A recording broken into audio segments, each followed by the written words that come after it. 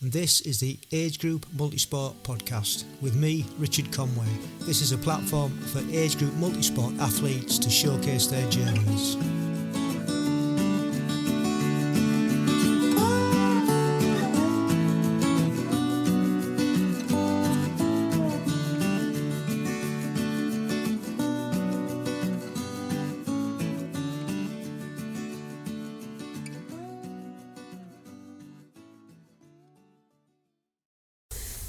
And at one point we were a bit short of one or two people.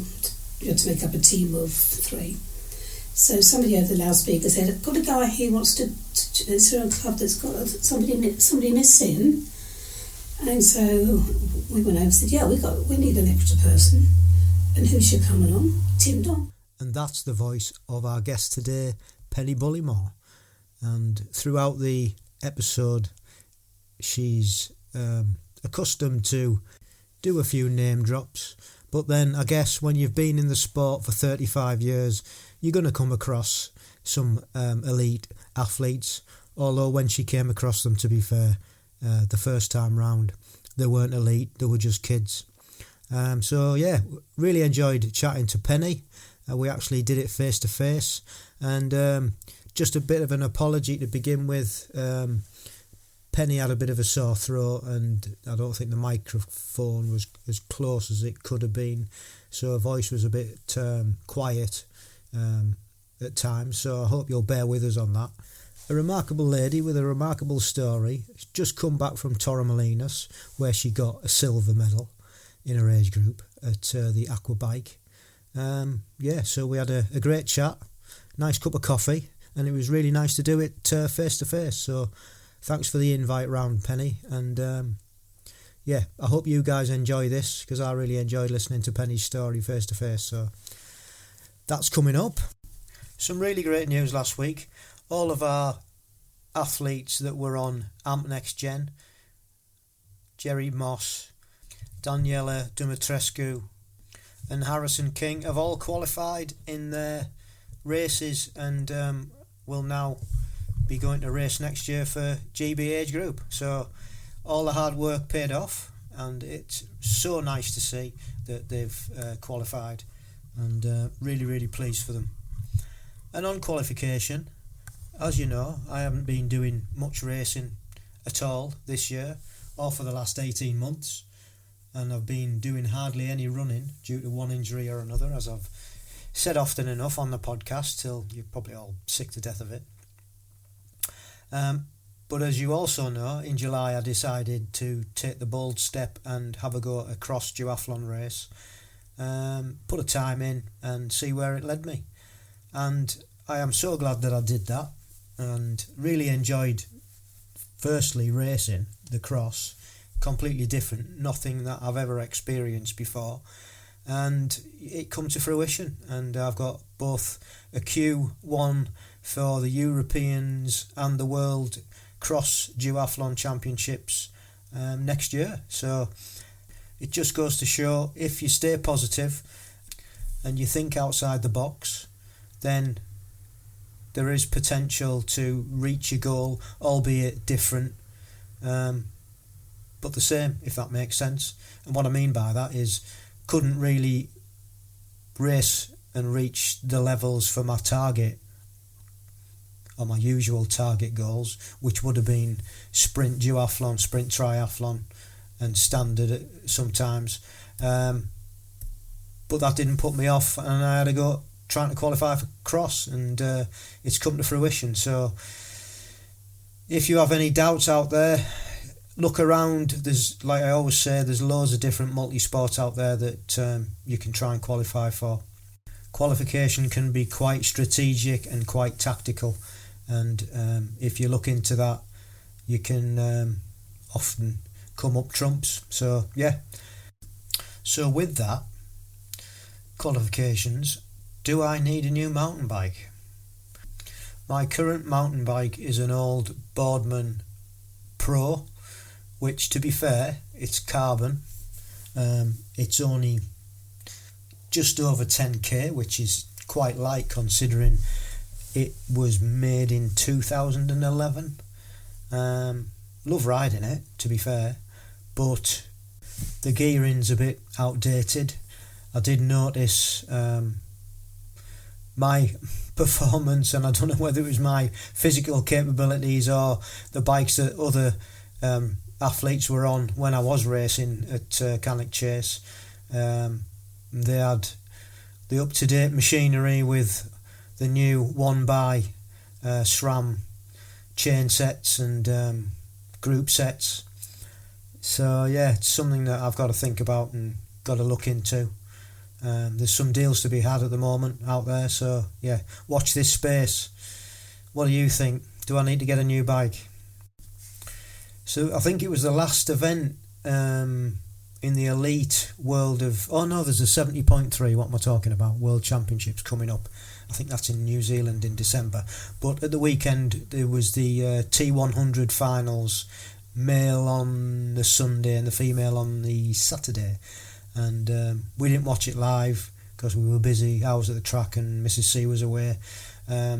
But when we did catch up with it Saturday afternoon and Sunday afternoon, it was really, really good to watch. Really enjoyed it.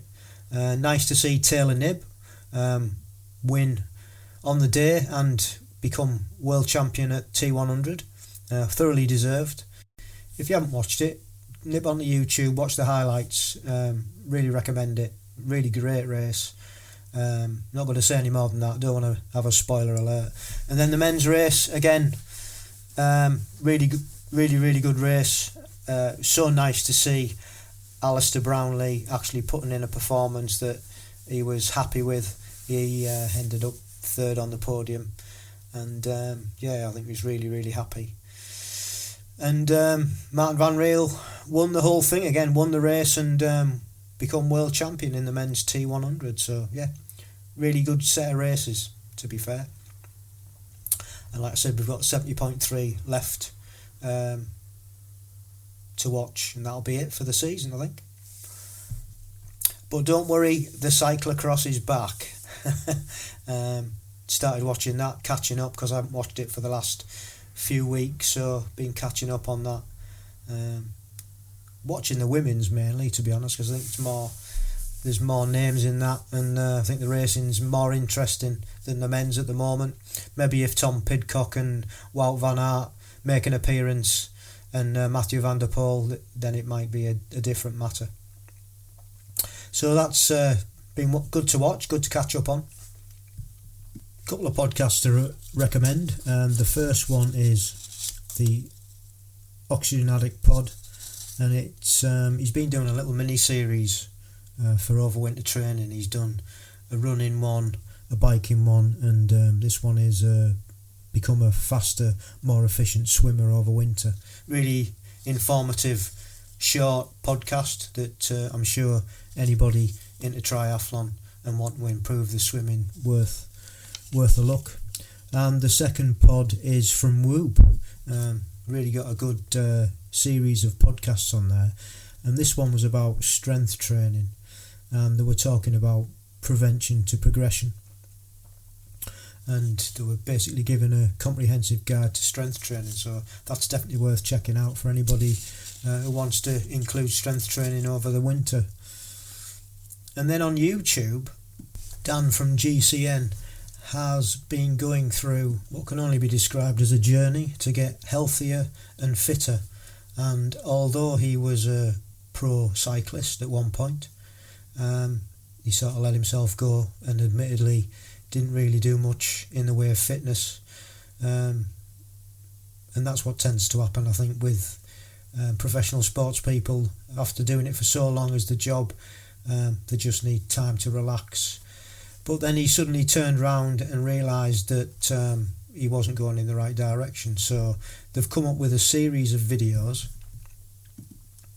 and basically he's trying to get fitter. And he's on a journey, and he's done, I think this is his 6th video, and it was about alcohol, but he's done 5 previous ones. Getting fit at 40, why VO2 max is the greatest predictor of lifespan, why strength is the secret to longevity, what I eat for a healthy longevity and how better sleep is transforming my life. And this 6th one was, is alcohol really that bad? And there've been a good series of videos, to be honest, vlogs if you like, very informative. Quite a lot of it I already knew, and this one was quite interesting because I knew how much he really liked a beer, and but his philosophy and his thoughts on it were quite interesting. So yeah, have a watch of those. Really interesting. You might pick up a few hints and tips. And what do you think about alcohol? I don't drink. I've stopped 2.5 years ago now. Don't miss it. There's some great alcohol-free beers if I do fancy a drink when I'm out on a social occasion. But no, don't miss it. I had the view that it's a poison, which it is, and why would I want to put that in my body? So that's just me. But yeah, really good series of videos. Check them out. YouTube, GCN, Global Cycling Network. Can really recommend them. So now it's time for the main event. Hope you enjoy Penny's story, and we'll see you on the other side. Welcome along to AMP, and thank you, Penny, for agreeing to let me into your home and do this face to face, because it doesn't happen very often. And if you'd just like to introduce yourself. Okay, my name's Penny Bullimore, short for Penelope, and I'm 75 years old. I was wondering what age group you were in, actually. 75 to 79. Great. Right, I came into the sport when I was 33. I just watched it was the first or second London Marathon that was on TV. And also had somebody that I knew started doing some long distance running. And I thought, well, if I trained, perhaps I could do the London Marathon at some point. And that was my goal, just to start and do that. So I did a bit of running with my brother. He just left the army, so he came out and got me running a little bit. I must admit, the first mile I did, I sat down and I couldn't breathe for ages. It was so bad, and that's when I decided maybe I should stop smoking. Right. Because I wasn't a heavy smoker, but it gave me that excuse because I thought my lungs are terrible. It wasn't that; it's the fact my lungs had never expanded that much to breathe on that run. And so that's how that started. So shortly after that, I joined this friend's running club, which was based over around Bushy Park, which was called the Stragglers Running Club. Okay. And it was a guy from that club that started Parkrun. Not that I remember him very much, but so I started there really, and I just joined them. And I went for a run, walk. Met another couple of ladies. We progressed and improved, and about a month, 6 weeks later, I entered my first race, which was an 8-mile race, which is quite a bit, called the Twickers 8. Started in Twickenham, and you ran into Richmond, back to Twickenham. Nice. And back along the river. It was lovely. Did about 72 minutes, and I just sort of went on from there. It was a great club, Stragglers. People brought a book round with all the races coming up and just put your name down. Do you want to do it? They'd collect your money. So easy. Yeah. So I did that for a while. I tried to get into the London Marathon when I was 36, and it was quite difficult. And then another guy from the club said, "Oh, come on, Penny, let's go and do Paris." Okay, so we went over to Paris for a few days, around Paris. Got in just under the 4 hours, and it was quite tough because it didn't start till 6 p.m. in the evening. It was an evening one. Wow. We just stood there on the line at first. We didn't move, and then when we got going, there was no water stations for the first 3 water stations. It was really incredible. People were offering drinks from the side. I'm thinking, I'm going to have to run this marathon without a drink. But managed to. Yeah, we kept going. That was great. A couple of years later, I had a chance to do the London Marathon, which was my goal. And I actually took somebody else's place over. You couldn't do that now, but then it was a lot easier. Yeah. So I ran under her name. And that was just fantastic. Just the friendship going round and people just want to do a high five. And that was one of the ones where you finished coming over Westminster Bridge. Right. And I really did enjoy that. I didn't do another one till 1991 when I won a place in a lottery. And I didn't train as much for that, but I did enjoy it. And because I was quite into horse racing at the time, so I thought I'd dress up as a jockey. So I laid up some clothes, and I had one of these old-fashioned cycle helmets, which were very lightweight, and I put a silk over the top. Got a photo and competed in that in 1991. How old were you there, Penny? 41 or 42. 41, yeah. Thank you. Yeah, that was lovely. I did about 4.5 hours. But then I did have a lot of aches and pains from that. And I visit your osteopath, and they say, well, you've only got small joints, maybe you shouldn't be doing any more. So at that point I thought maybe I shouldn't. But I did carry on doing quite a few half marathons. And 10k was becoming quite a popular distance then. Just going back, did you do anything as a child then, sporting wise? Did you when you were growing up? I liked sport at school. Yeah. But my mother had a fear of water, so I never saw the inside of a swimming pool until I was about 11. Right. Yeah. And I just went in and held onto the side and walked around because it was too deep. Yeah. Yeah. Gradually sort of learned how to do a bit of doggy paddle, and I like using the diving board, so I did a bit of diving, if you can call it that. So I thought, great, I taught myself how to swim really. That developed into breaststroke, and when I first did triathlon, breaststroke was the swim for me. Yes, I first found out about triathlon. Well, there was multisport before that. There was a guy from New Zealand come over and he persuaded quite a few people to do this. It was a run followed by a bike ride. Okay. So, I don't know what bike, I can't remember what bike I did it on now, but so it's a 5.5 mile run followed by, 25 mile bike. Maybe. And what year would that have been? That would have been late 1980s. Right, yeah. I mean, you couldn't have done it today because we were cycling down the A3. Right. Which is a bit like a motorway. Yeah. There was no way. So the A3. That started it. And then the same guy, he went on, Thames Turbo Club was developed. And he did a lot of short distance things like swim, run, then have the swim or the swim run. All these sort of just mixed it all up a little bit. A bit like Super Tri these days. It was, something like that. So I started doing that, and so the young boy at the club called Tim Don. No way. He was about 12, 13. And I remember him overtaking me around running through Bushy Park, and I said, "Go on, Tim." And he went on to sort of great things really. Yeah. And still involved. He's still with the Super Tri. With the Super Tri. Yeah. I just wish he'd get rid of that stuff. Yeah. But he had this lovely blonde hair back then. And he went on to do really good things. He did, yeah. Went on to do good things. Yeah, so after that, I remember doing a triathlon in Epsom, which was strange distances. It was a 1,000 metre swim in the pool, 33 mile bike, and an 11.5 mile run, which somehow I managed to do after partying the night before. Shows how fit you were then, doesn't it? I was quite fit then. But then soon after that you got the BTA started, followed by the BTF. Okay. So they brought in their own rules for the different distances. And of course prices went up a bit because it used to be quite cheap ones.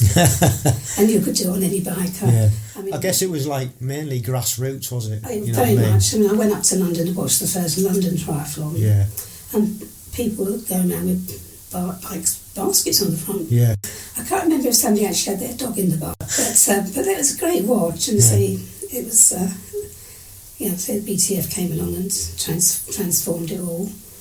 And then a guy called John Lunt, he was he was working at the pool in Kingston, and he started setting up lots of swim runs. Became very popular. So he went on to get into triathlon, organised his own business called Human Race, and they organised the Windsor Triathlon, Eden-Dorney Lakes. Are they still going?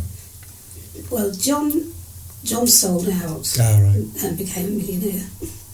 Nice. Doing very well now. Got involved with P100 for a while as a director. But he was the one actually taught me how to do front crawl. And yes, it was during this time that he asked me if I used to help out, marshal for him or volunteer. And he asked me if it'd help with the timing of the children's event they had at Eton or Dorney. So I did that, and it was won by a young lad called Alistair Brownlee, who was so tiny. You name dropper. He was shorter than me. He's up there now. Yeah. Yeah, so it was nice sort of meeting all these people who all went on to do great things. Yeah. He came out the swim, it was about 200 metre swim for the kiddies, I think. He came out and you waited and waited for the next child to come out. That's how good he was back then. Yeah. And I remember him coming out to chat some time with me at the end. He was, he knew even back then he was going to be great, Yeah. So Hampton Open Air Pool, they started doing some triathlons using the pool. I mean, it was open 52 weeks of the year. And then the run was through Bushy Park, as you say, that's when I met Tim and Don. Then I met Andy, my husband, and he had always started doing triathlons. And this was in the 1990s, and he persuaded me to take part in the National Duathlon Champs in 1994. Okay. So there was a practice one first I went over to do, and then did the actual thing, and came second in my age for the 45 to 49. And I think I was sort of hooked after that. So Andy and I, we did quite a few triathlons together. I mean, he always used to finish in about the top 5 or 6. He was very good. Yeah. I used to laugh about the fact because before we got married, he used to win events. We got married, it's me winning events.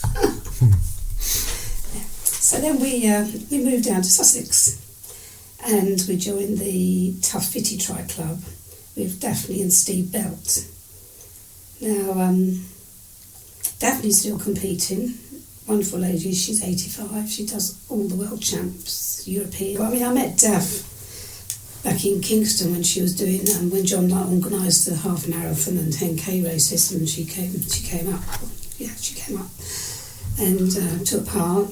And then she did some of the triathlons in the Kingston Pool, and I met her. So when we moved down, we went over into Littlehampton, and we joined Tough Fitty, so got to sort of train with her and her hubby. Still keep in touch, she's still on my Facebook. Still keep in touch, and she's just amazing, really. She is. She's like a bit of a mentor for me, because I think we've definitely can do it. But that was good. There was quite a lot of triathlons going on down in Sussex. And then I think,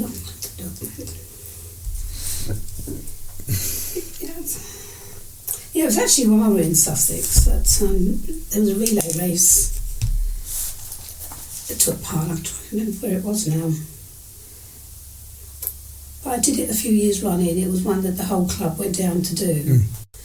And at one point we were a bit short of one or two people. You had to make up a team of 3. So somebody over the loudspeaker said, "I've got a guy here who wants to is there a club that's got somebody missing?" And so we went over and said, "Yeah, we need an extra person.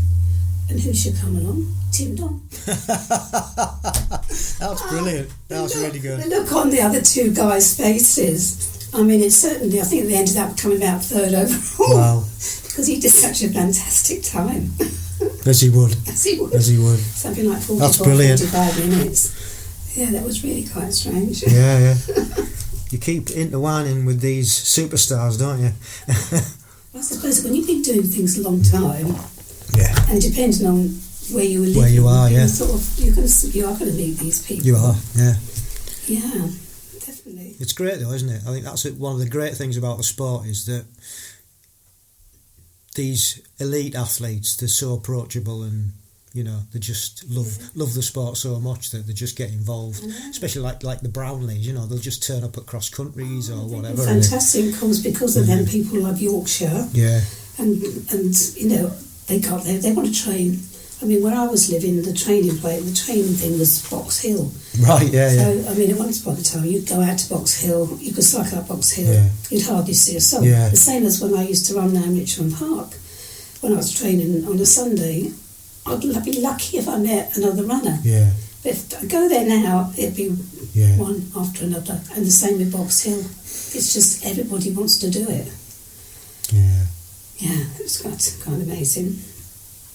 Yeah. Yeah, so we carried on doing our triathlons, bits and pieces.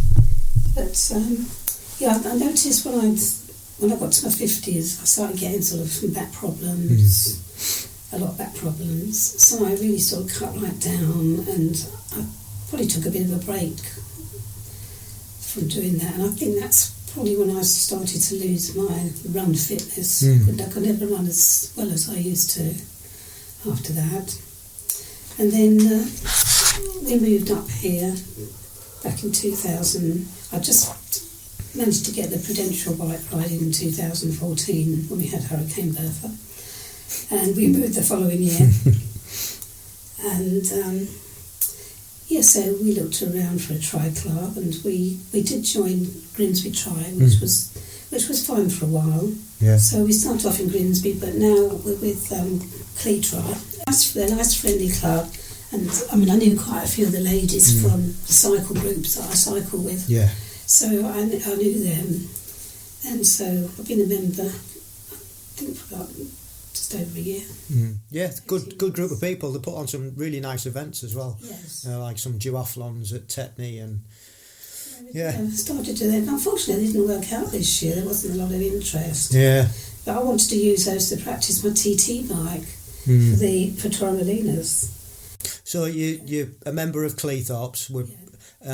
How did you get into Agegroup? What was the path into joining British Tri and finding out about? Well, I'd already found out about this before, you know, going back in the years, and I think.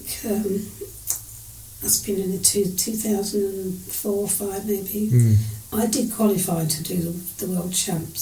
So did you know people that were already age group athletes? I see regular names that I know, and I was quite surprised how many just go back every year. It's like a big family. Yeah. And they go back and they meet up, and it's a bit like getting on the bandwagon. It's just like a big club.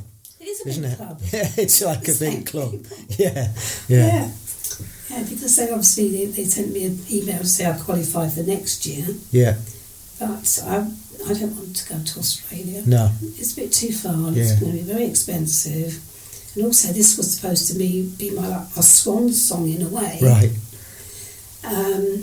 Mainly because I discovered when I was 60, I went for a scan, and they said I'd got cysts on my kidneys. Right. And they said it was called polycystic kidney disease, and it will gradually get worse. Okay. And your kidney function goes down. So this year I moved into what they call stage 4. So I've got to about 29% kidney function. Right. And the side effect of that is fatigue and really just losing strength. And I'm thinking, what's it going to be like next year, you know, if I haven't got the strength to do the training that I want to do. Yeah. But having said that, I decided I might just have a final go at doing the national champs, because I started with the national champs doing well. It might be a good idea just to finish the national champs. Yeah. And just leave it at that. And I mean, I'll still be going out and exercising. I'll still be cycling with my friends and having coffee stops. Yeah. I still want to get back to doing a bit of jogging so I can do park run again. even if I just jog round, I'll be happy with that. And I'm quite enjoying the swimming. The swimming was my most difficult part, but I have improved. I can do front crawl. I'm comfortable with front crawl. So I've been looking for more swim events, and next year I've entered the Great North Swim. Okay. Just up to a mile, I think. Just up to a mile, fine, because again, with this kidney problem, cramping is a side effect. Right. And I was getting a lot of cramping every time I went open water swimming. Luckily in Torremolinos, I didn't get any cramps at all, and I was so pleased. Yeah. So it's just how it goes, really. Yeah. I mean, sometime in the next few years, if I can get another kidney. Are you on a waiting list for that? I'm not on the waiting list yet. You have to be below 15%. Right. Okay. But I just feel if I had a kidney, maybe I might pop back when I'm 80. Well, who knows? And get into the 80 age group. Yeah, well, never say never. Yeah, so just going back to, how did you find out about age group? The whole age group. When you were younger, what age were you when you found out about it, and how did that come about? The first time I found out, I think it was at I was at Strathers Running Club, and there was triathlon clubs that just started, and a friend she had taken part in it was either a world or a European champs, and she had got third lady. Right. That was the first time I heard about people from different ages actually. Yeah. But at the time, because I could hardly swim, I didn't really have a proper bike. I was just a runner. I didn't really concern myself with it. But having said that, I used to buy running magazines religiously every month. And then my husband Andy, he's all up to date with these things. But I think over the years, I don't know why I hadn't really done age group events before. Whether it's because maybe it was just a lot of money that we didn't have. It's become a very expensive sport. Yes. To buy a decent bike, you need probably about $3 or $4 grand at least. Running shoes, look at these Hokers. Oh, it's endless. Yeah. It is. My husband's a barefoot runner. So he saves on shoes, if I can spend more. I might actually get my first pair of Hokers for Christmas, mainly because I want to have the feeling of bouncing along. Running. Yeah. Just to help my knees. Yeah, well, it does. It's like helps recovery as well. Because you're not putting as much effort. Well, you are putting effort in, but you're not putting as much strain on. I can't imagine going through life and not doing these things. Even if not for racing, for my enjoyment. Yeah. And just to take part in an event where it's not a race, you've just got to do it. Yeah. And that the attraction is just that. It starts off as that, though, doesn't it? Well, it does. As we know, it starts off as, I'll just go out for a run, right. and then it builds up, and then it's like you create this monster. And I'm already checking dates for the national for next year to see what I'm doing. Maybe not on holiday. Yeah. Yeah. The Great North Swim, we're going to be in the Lake District anyway. Yeah. And Andy wants to do a swim run the day before. Okay. So it means we have a holiday. Yeah. But a lot of our holidays were like that, based around. Yeah, lakes. same. Yeah, we do the same. If we were going somewhere, we used to leave and check where we could get to do a park run en route, and we've done that a couple of times. Yeah. Yeah, the thing is, it just becomes part of your life, doesn't it? That's who you are at the end of the day. And you miss it. If you don't do stuff, you miss it. That's fine. Yeah. So which race did you qualify to get to Torremolinos then? St Neot was an Aquabike. It was in the River Nene, where we got in, and it was just full of weeds. And there was a bit of a slight petrol smell, because obviously you've got the roads going down. Yeah.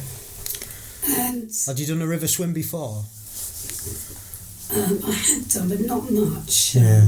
There's a lake somewhere just outside Scunthorpe. We used to go and have a swim called the Blue Lagoon. Yes, I've heard of that. Yeah. And that could be a bit weedy in the middle. Yeah. And it could be a bit scary when you first find it, because you feel like the weeds are taking hold of you. Yeah. But the worst bit is being swum over. Because especially there's your own group, you can sort of like cope with. It's when the faster ones come behind you. That because we did a couple of half Ironman some years ago. And the second time, I got myself positioned in the same place I had the year before. But this time, I set off and straight away, people. Yeah. Even though I was right to the side, and I just stopped and get a breath. Panicky. So it is not very nice. And instant NEOTs, because of the way they set it out with the, they had the Aquabike as the men going first, 10 minutes later the women. 10 minutes after that you have the standard distance men, followed by the standard distance women. So of course by the time I got almost back to the finish, I had one boy to go around, and just before I got there I had about several people really jarred and knocked me, and I had to stop, and I looked over my shoulder and I realised I had a bit of a gap before the next lot came, so I had to get around that boy as quickly as possible, which I did, and then off on the bike course. But it was enjoyable, very enjoyable. But when I finished, I ended up with really bad sciatic pains in my hip, and which I couldn't get rid of for months afterwards. Put an end to all the jogging and running I was doing. So now I've got to. That's a lot better. I need to try and get back to jogging again. That's thanks to a very nice lady, chiropractor in the village. It's just fantastic. I'll say to anybody, it's a good idea to have somebody like that to see every now and again, because they can really help you with your spine, and all your aches and pains can just go away from there. So what was the experience of Torremolinos like then? Oh, it was fantastic. It was like a big party, and it was just lovely. Everybody's so happy, and everybody's got their flags, and we joined the evening celebrations, and we marched through the town. Very joyous. The Mexicans were so loud, not followed soon after that by the Americans. But it was just a fabulous occasion. I could understand why the people just want to go back every year and do that. It's a real good feel-good factor. I mean, after you've been to something like that, you just, not that you haven't got the bug before, but it does make you want to go back, like you've just said, time and time again, and represent the country and experience that, and then build up relations, and it just becomes a big family, really. I mean, I'd love to say that I'd love to carry on doing that every year, but provided it's not too far to travel, like Australia. But a lot depends on what's happening with the kidneys. Of course. And whether maybe this strength training that I'm now doing is really going to help. Oh, it definitely will, 100%. It's almost they say transition training is the fourth discipline. I believe that strength training is the fifth discipline. As you're getting older, you definitely need it. Oh, it's true. I mean, years ago, I was all into this. Back in the early days. Joined a men's boxing club, and he took us through lots of things to do there. And sometimes I'd go and do like a 3 or 4 mile run first and come back and do the weights. But it's amazing what you can do when you're younger and you've got more energy to do these things. But again, it's just about fitting it in, I think, as well, isn't it? As you go through life, you've only got so much time, and unfortunately, if you're doing 3 disciplines already, it's pretty difficult to fit a fourth in. It is difficult because there were days when you had to do 2 things, and I know when we moved down to Sussex, and I wasn't doing as much triathlon, I was doing other things. We joined a cycling club. I was doing time trials. And also, we both had a love of mountain biking, so we'd go mountain biking. We had the South Downs on, so that was great just to, to be up there. I mean, on one occasion we were intending to cycle the whole of the South Downs way, but my husband, he went on ahead. I had some problems with my bike. So I think my friend and I got as far as the top of Worthing and decided that we'd cycle back to where I was living, and then we picked the car up, and drove down to pick Andy up from the end. And that was quite tough. That was a tough day going up and down all those hills. I don't know how he would have ever got to do 100 miles. It was so tough. Weather wasn't good. You didn't even have the nice views. Yeah. No, you were just cycling in the mist. Yeah. Yeah. So what have you raced this year for qualification for next year? Well, I haven't, because I wasn't intending to race next year. Right. So I haven't done anything. No.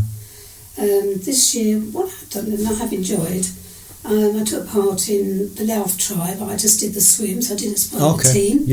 Yeah, nice. Andy and I did the York Triathlon. Because of the run, not being able to run, I just did the swim and the bike. Yeah. He did the run. Okay. And then an hour or so later, he then did the whole thing himself. Right.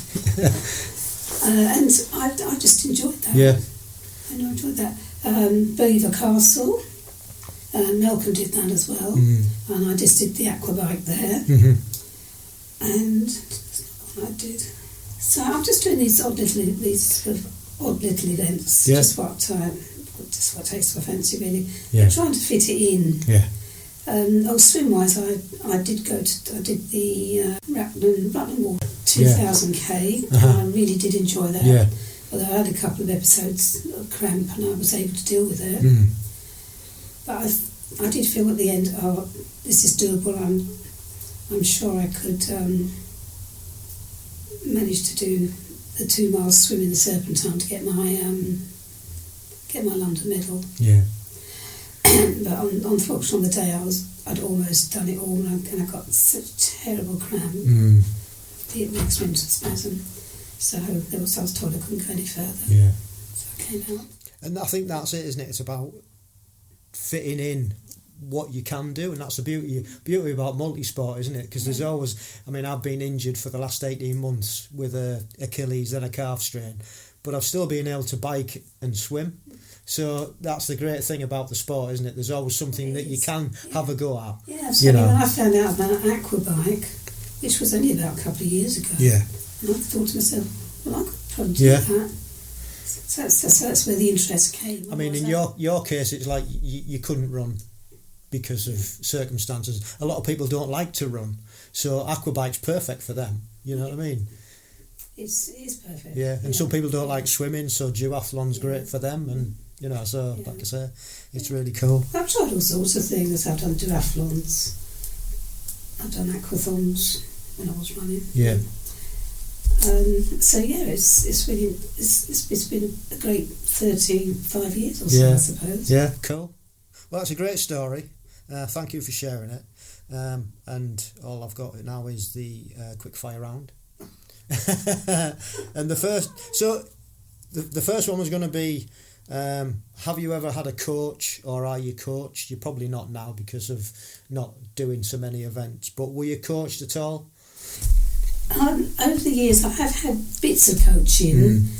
When I was first a runner down in Kingston, I did go to down to the track once a week, and we did a track session with a coach. Yeah. Which I shared with about 4 other people. So that was probably the first time I had a coach. The only other time we had coaches were mainly people who set themselves up as coaches at different tri clubs. Right. They had the qualifications, and they'd be there on the pool side helping you with your swim. They'd organise running as well, different kinds of runs, training runs. They'd organise inter-club races. So there's always something, a bit of a mix like that. Yeah. And it's the same with Cleethorpes Tri Club now. They've got a lot of training. Unfortunately, 2 of those are running things, which I'm not really able to do. And sometimes the cycling, there's so many really fit cyclists, I wouldn't be fast enough. So I'm a little bit outside that, but I do have a group of ladies I'd go out with 2 or 3 times. Which is important, isn't it? Which suits me very much. Yeah. Yes. Good. What's your favourite piece of kit? My favourite piece of kit, probably is my bike. Your bike. Suppose. Yeah. Everybody says bike. Ever since I first got on a bike when I was a child, cycling opened up. how to get around and explore places. Yeah. Because my parents never had a car. Not many people did back in the 1950s. And so I had my bike, and I remember when I was about 15, I suppose, I got up one Sunday and I decided I'd cycle over to Woking and see my grandparents. They lived about 15 miles away, which says it's not a great distance, but on just an ordinary bike with no gears, not even a pump, and you're wearing your bell-bottom jeans with bits in the side and a cycle clip and not even a bottle of water. I'd stopped for some drinks on the way, but I just wanted to see if I could do it. Yeah. I'd done the journey in a car, so I knew the way. I mean, that journey now would be very, very difficult with the amount of traffic on the road. Yeah. And it was strange when I popped up at my grandparents, and my granddad, he was, well, I think he was secretly quite pleased, because I didn't know at the time that my grandfather was a cyclist. Ah, okay. And he was a member, the secretary of the CTC in Woking.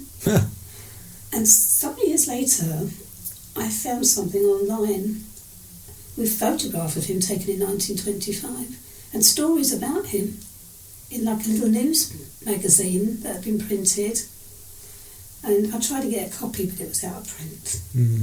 But I did manage to download certain. It was like a little potted history of the CTC from 1921 to 1971. And they went through the war years and what was happening. It was just a little bit on each year. Fascinating. It was absolutely fascinating from a historical point of view. And my granddad was part of that. Yeah.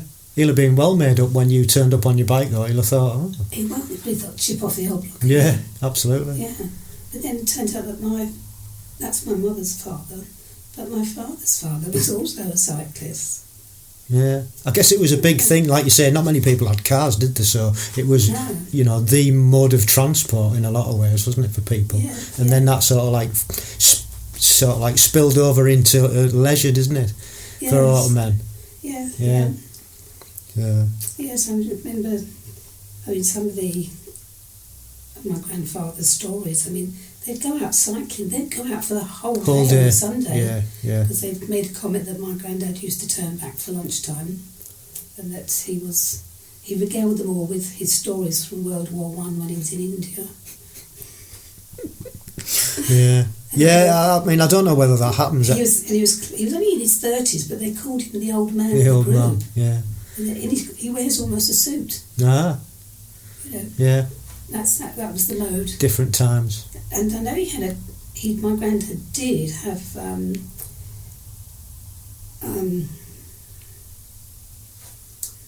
oh dear.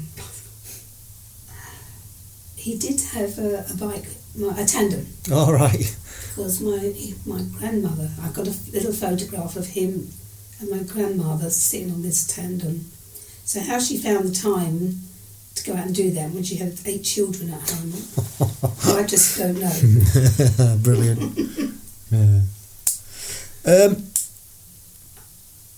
When we talk about your training, what resources have you used over the years to help you with training for your events? Well, I suppose before we had the internet and all that kind of thing, I mean, I just religiously used to buy the Triathlon magazines going. Yeah. Quite often they'd have a training guide inside, or you just go by word of mouth from people you train with, whatever club you're in. Yeah. So that was, and also there was people I could train with who would be like pacemakers for me. And sometimes in a race, I remember being bitterly disappointed on a race once, a 10-mile race, and I was expected myself to do 72 minutes and I only managed 75, and I remember feeling really upset. And it got to that point where you think, should I be feeling like this? Should I be really feeling so bad about myself for not doing what at that time when I thought I could do it? Yeah. But I guess that's the competitiveness in you, isn't it? Well, it not is. Not necessarily with anybody else, but within yourself. You know, you set this goal and standard that you want to try and achieve, and even though you're not competing against anybody else, it's you've set that goal and you've not hit it, so you're going to be disappointed, aren't you? You know. In fact, it's been so long ago that I've forgotten that I was competitive. Well, no, you were obviously competitive in Torremolinos. Come on. I was trying the best I could. Yeah. I mean, there was only a small field. But I was quite pleased to finish with silver. Yeah, that's amazing. I might get a bronze, but I got a silver. It's amazing. So that's your competitiveness has carried on throughout your life, hasn't it? Let's face it. The minute you get on that start line. Yeah. Yes, something does happen. Yeah. Oh, it's just amazing. You know, to be doing. You know, I say this to all the triathletes that I meet, especially the ones that are older than myself. You're an inspiration. You know, to see that you're still doing this at your age is just, you know, it's just fantastic. Well, all I have to think about is Daphne. Yeah, exactly. You know, there's always somebody, isn't there? That, you know, and for Daphne, there's probably somebody else. I know, she's doing such really good run times as well. I'm thinking, oh, God, even Daphne runs quicker than me. But it just goes to show what's possible, doesn't it? You know, it's just, it's amazing. Yeah, but I do remember back in probably about 2006, 2007, when suddenly it all started happening up here, the mental awareness of racing and how that does affect you. And they were talking to people, hey, what do you do before a race? How do you... And people have their own little, you know, thing in their head, or they want to sit mantras. Little mantras. Yeah, I mean, I even started one myself, something I had to do before I started racing in order to feel I can get the best out of my race. Yeah, there's nothing wrong with it. It's like, whatever works at the end of the day. I think the main thing is that you're kind to yourself, you know, and you give yourself some grace. I think that's because if you're kind to yourself, then I think you're going to perform better and, you know, be positive, and that's what I find. And but other people, everybody handles it differently, don't they? You know, because we've got a friend of ours, I mean, he went into that, he's a professor now, and it's all about sports science. And I had a word and I said, you know, the hardest, this was a bit later on, I said, the hardest thing I find, Andy, is getting ready to have a go for a run, but not actually stepping outside the door, like putting it off, doing bottoming up, and not getting out there and doing it, because you can't think why am I not doing this? Why can't I just step out and start? So he just calmly said, Penny said, just say to yourself, you're going for a walk. And I thought, that is so simple. You step out and you just walk, and then when you're ready, you break into that little jog. Yeah, brilliant. Yeah, that's a great. I mean, it is so simple, but so effective. I can imagine. You know. Yeah. Great. So, what are your short and your long term goals? I guess, you know, with the situation at the moment. Well, the short term is to declare an interest perhaps in doing the nationals next year. Yeah. And that would be an Aquabike. That would be Aquabike. To check out some other triathlons where I can be part of a team. Quite happy just to it's such a great way, isn't it? You know, because I was just lovely, especially with a couple of the girls that I've done it with a couple of times, and they're just so over the moon that they've taken part in a triathlon. Yeah. You know, they're just really happy to be there and be part of it, because it's always such a happy place, I find. So I'll be looking at maybe one or two of those for next year. I've got the Great Northern Swim, and I've also entered a 60-mile bike ride in the Peak District, which I know is going to be very, very hilly, but I know I can do it because a couple of years ago I did the Way of the Roses over 4 days, and that was going up and down quite a few hills, especially on day 2 and 3. But I've had a look at YouTube, and I realise that quite a lot of people get off their bikes and they walk up those hills, so I'll be in good company. The thing is, because it's just a bike ride, it's not a race. feel happy to do that. Good. Yeah. And it's a goal, isn't it? It's something to aim for, keep you going over the winter time. Yeah. Perfect. Well, thank you ever so much for your time. It's been lovely to meet you. Thank you. And we'll leave it there, I think. Oh. So there goes another age grouper. Another great story, as they always are. Truly inspiring.